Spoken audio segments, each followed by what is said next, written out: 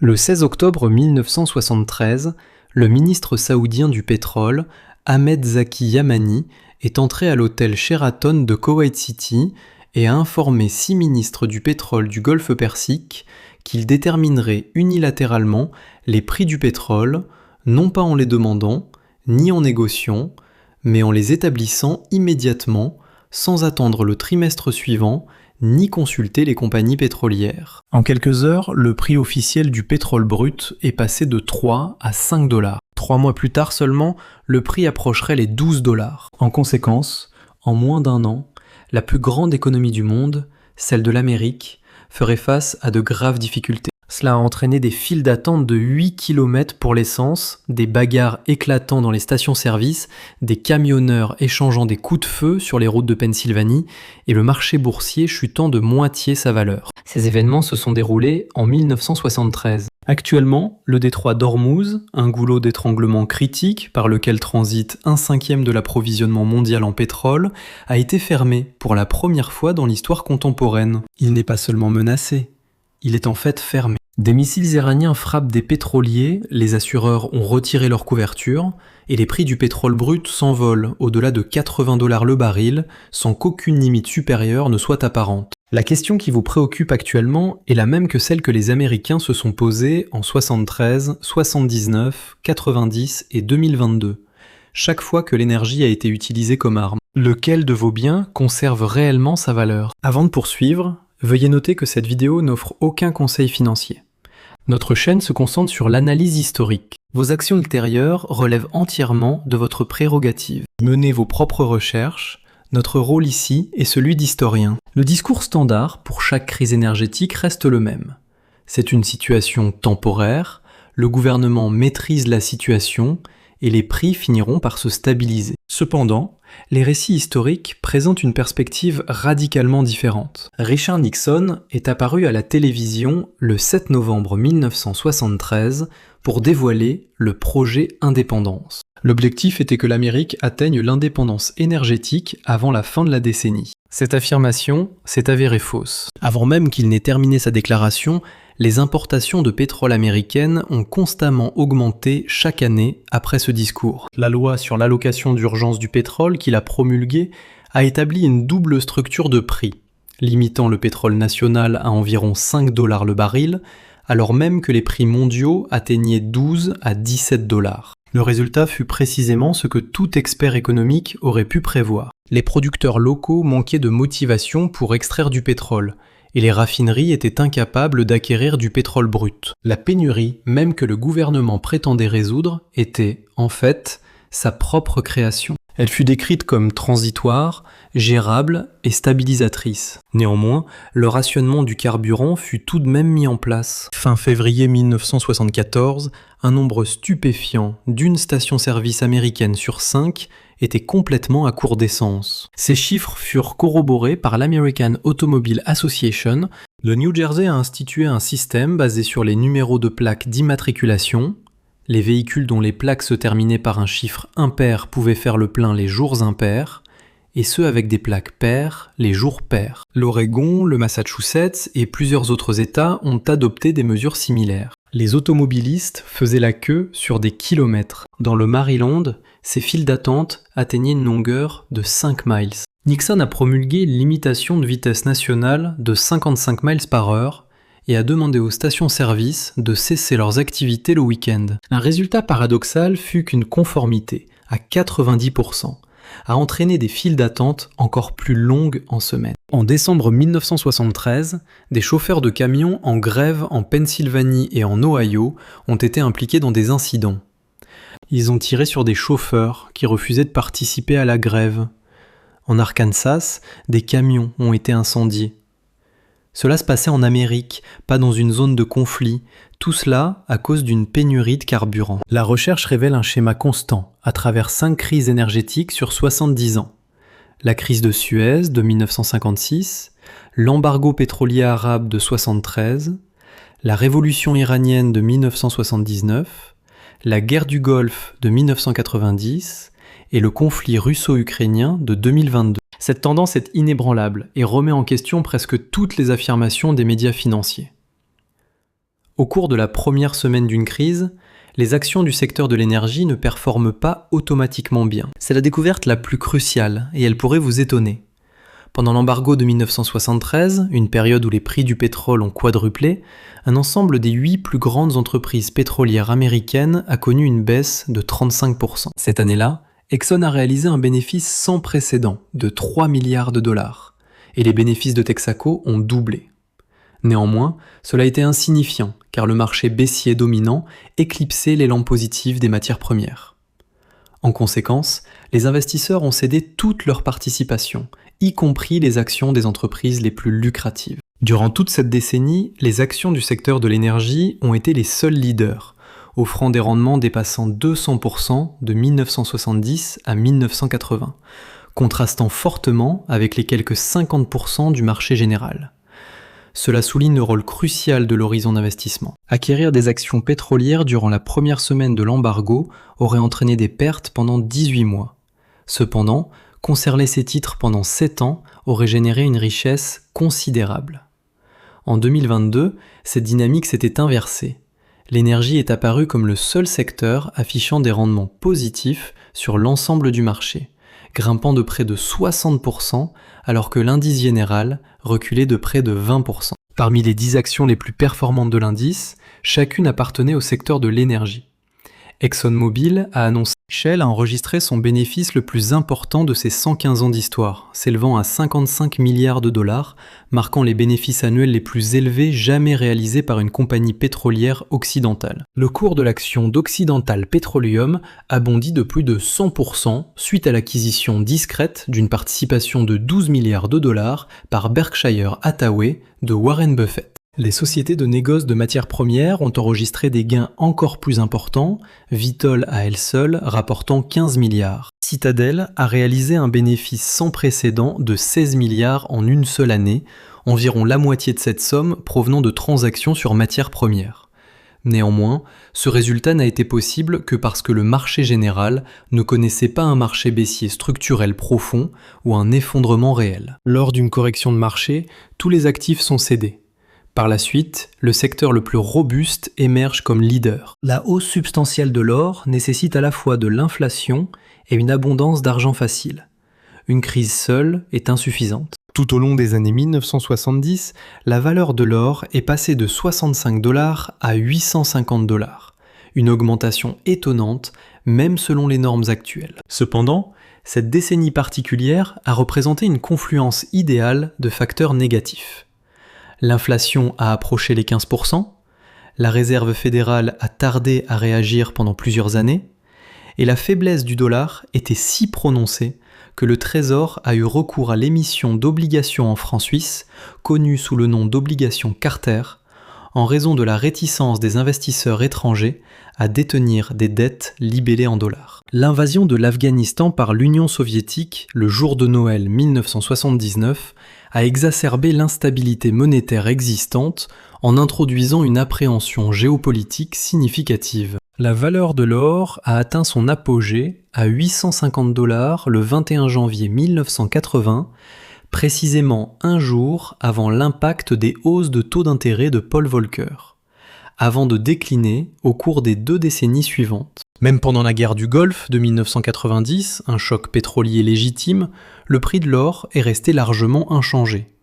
Cela était attribuable à la brièveté de la crise, à une inflation constamment basse et à la retenue de la Réserve fédérale en matière d'impression monétaire. Fin 2022, la valeur de l'or était restée stagnante, malgré le conflit en Europe et une inflation de 9%.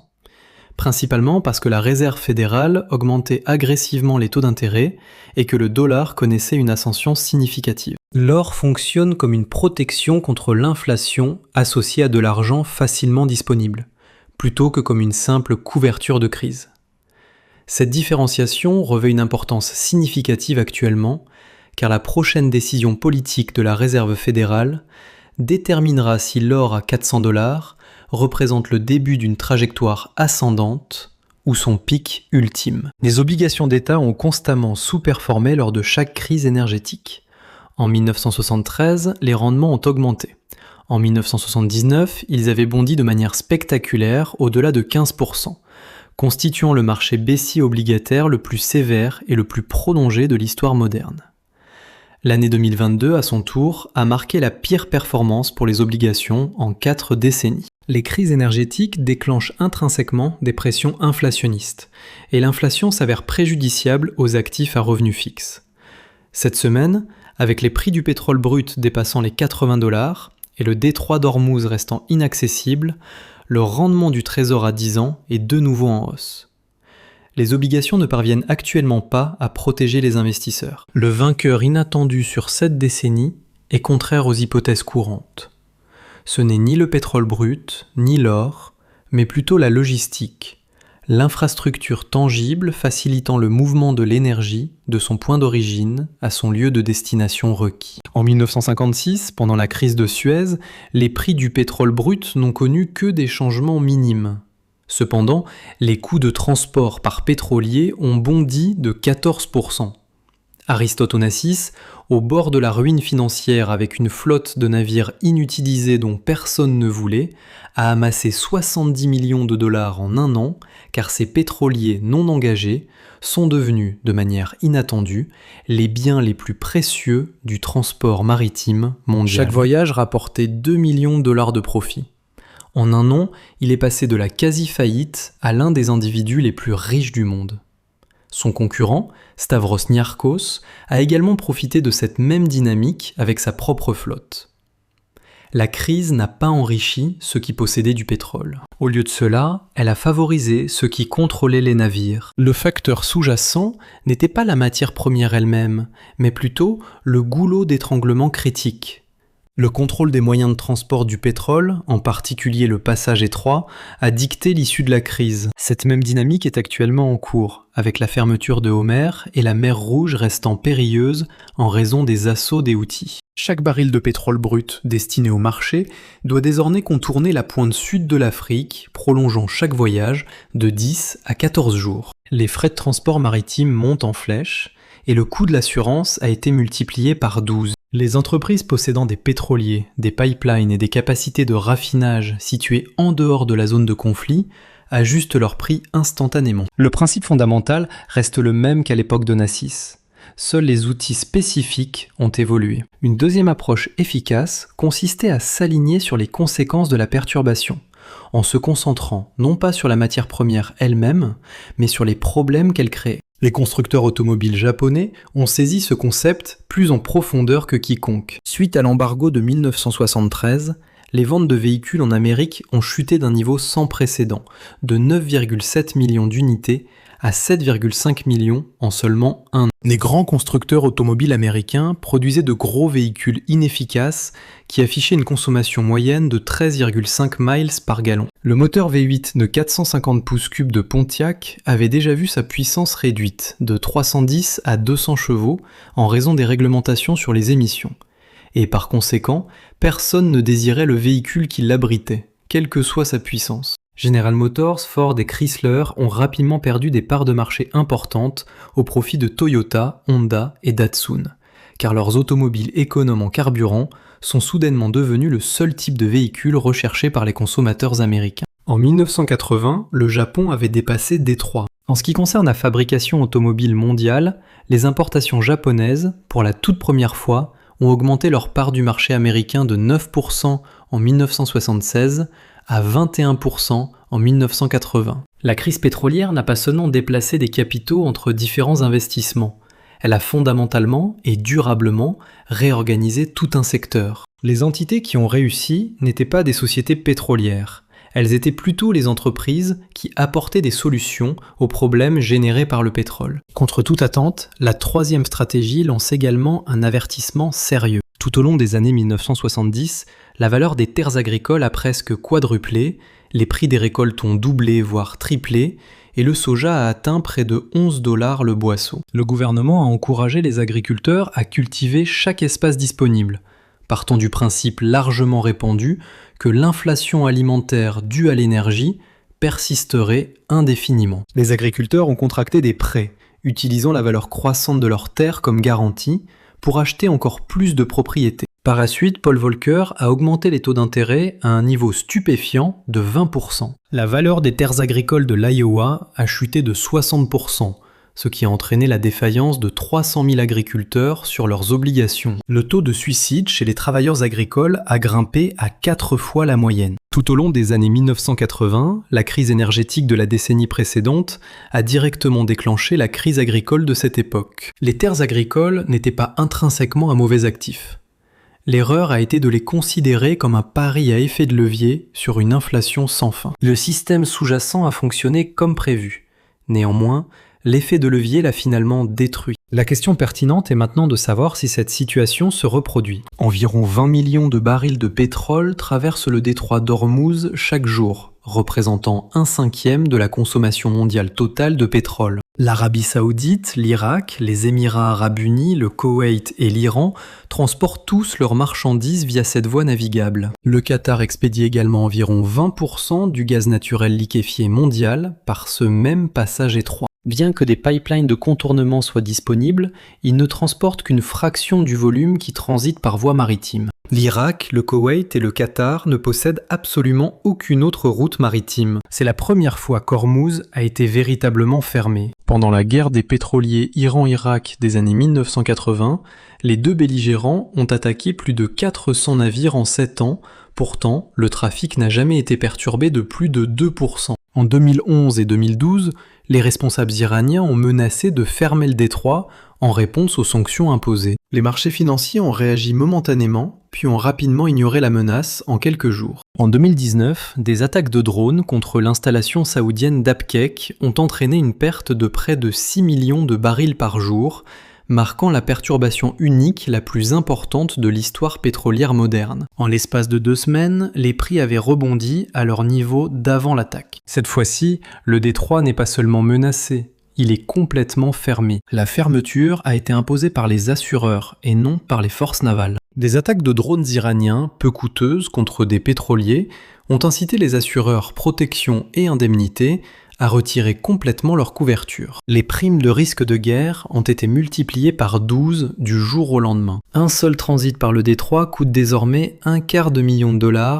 rien qu'en assurance, en supposant que la couverture puisse même être obtenue. L'absence d'assurance signifie l'arrêt du transport maritime commercial, quel que soit le nombre de navires de guerre accompagnant le convoi. Trump a proposé une protection navale, rappelant l'opération Ernest Will des années 1980. Cependant, les années 1980 ont démontré que, même avec des escortes, les mines et les missiles pouvaient toujours pénétrer les défenses. D'ici 2026, le problème n'est pas l'armement, ce sont les assureurs. Plus de 700 pétroliers sont actuellement en attente à l'extérieur du détroit, attendant une résolution pour laquelle aucun calendrier n'existe. Les répercussions s'étendent désormais au-delà du secteur pétrolier. Suite à des attaques de drones contre son installation de Ras Laffan, Qatar Energy, qui fournit environ 20% du gaz naturel liquéfié mondial, a cessé sa production. La Corée du Sud a émis un avertissement selon lequel ses réserves de gaz naturel pourraient être épuisées dans les 9 jours.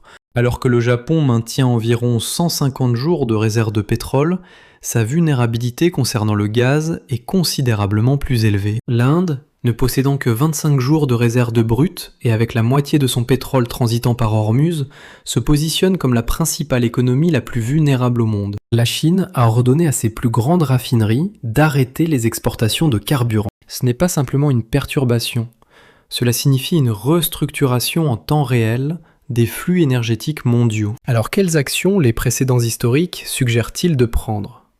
4 points. Premièrement, pour ceux qui détiennent des actions du secteur de l'énergie, des études conseillent de maintenir leur position malgré la volatilité du marché, mais de ne pas courir après les hausses de prix soudaines. L'exemple de 1973 illustre comment la première année d'une crise énergétique peut dévaster les actions du secteur de l'énergie, ainsi que d'autres secteurs du marché. Les gains financiers importants se trouvent dans les rendements sur un cycle de marché complet. Si cette crise devait durer des mois, et non pas seulement des jours, les actions du secteur de l'énergie sont bien placées pour surperformer les autres investissements. Cependant, historiquement, faire des achats durant la première semaine de panique est un pari aux résultats incertains. Deuxièmement, surveiller les actions de la Réserve fédérale et non le prix du pétrole. Si la Réserve fédérale tolère l'inflation, maintient des taux d'intérêt bas et permet au prix d'augmenter sans contrôle, la valeur de l'or augmentera considérablement par rapport à sa position actuelle. Inversement, si la Fed resserre agressivement sa politique, comme Volcker l'a fait en 1979, l'élan de l'or s'arrêtera et les obligations deviendront finalement l'investissement le plus attractif. Les décisions politiques de la Réserve fédérale, et non le prix du pétrole, détermineront quelle classe d'actifs sortira victorieuse dans la seconde moitié de cette crise. Troisièmement, l'opportunité d'investissement souvent négligée lors de chaque choc énergétique est le secteur de la logistique. Les compagnies maritimes, les opérateurs de pipeline et les capacités de raffinage situées en dehors des zones de conflit. Onassis est devenu riche non pas en possédant du pétrole, mais en contrôlant les moyens exclusifs de son transport. Ce mécanisme est actuellement opérationnel. Avec les détroits et la mer Rouge effectivement fermés, quatrièmement, abstenez-vous de vous endetter pour acquérir des terres agricoles ou tout autre actif réel, en supposant que l'inflation due à l'énergie sera permanente. Les agriculteurs des années 1970, qui ont adopté cette approche, ont fini par tout perdre. La stratégie d'utilisation des actifs réels comme couverture contre l'inflation s'est avérée judicieuse dans les années 1980. Cependant, emprunter en se basant sur ces actifs pendant une crise est précisément la façon dont les fortunes sont perdues. Voici une observation essentielle, prouvée par 7 décennies de crise énergétique, mais jamais reconnue par aucun gouvernement. Chaque choc énergétique, enregistré dans l'histoire, s'est terminé de la même manière. Non pas lorsque l'approvisionnement a été rétabli, mais lorsque la demande a été éliminée. L'embargo de 1973 a pris fin lorsque la récession mondiale qui l'a déclenchée a entraîné une réduction de la consommation de pétrole. La crise de 1979 a pris fin lorsque les taux d'intérêt élevés de Volcker ont gravement affecté l'économie. La flambée de 2022 a pris fin une fois que l'industrie européenne a cessé ses activités et que la Chine est entrée en période de confinement. Les gouvernements n'ont pas résolu le problème d'approvisionnement. Au lieu de cela, ils ont soit tergiversé, soit délibérément provoqué une récession suffisamment grave pour rendre le problème d'approvisionnement sans importance. La question cruciale concernant la fermeture actuelle d'Ormuz n'est pas de savoir quand le détroit rouvrira, mais plutôt l'ampleur des dommages économiques que le monde tolérera avant que la demande de pétrole ne chute suffisamment pour rendre son prix insignifiant.